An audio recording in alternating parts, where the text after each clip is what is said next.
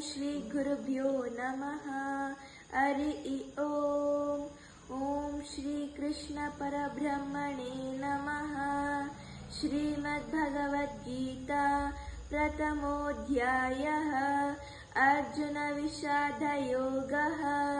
धृतराष्ट्र उवाच धर्मक्षेत्रे कुरुक्षेत्रे समवेतायुयुत्सवः। मामका पाण्डवाश्चैव किमकुर्वत सञ्जय।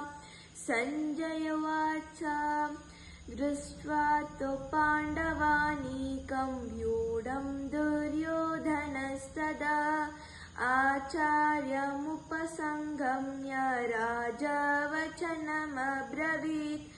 पश्चैतां पाण्डुपुत्राणाम् आचार्यमहतीं चमु व्यूढां द्रुपदपुत्रेण तव शिष्येण धीमता। धन्यवाद।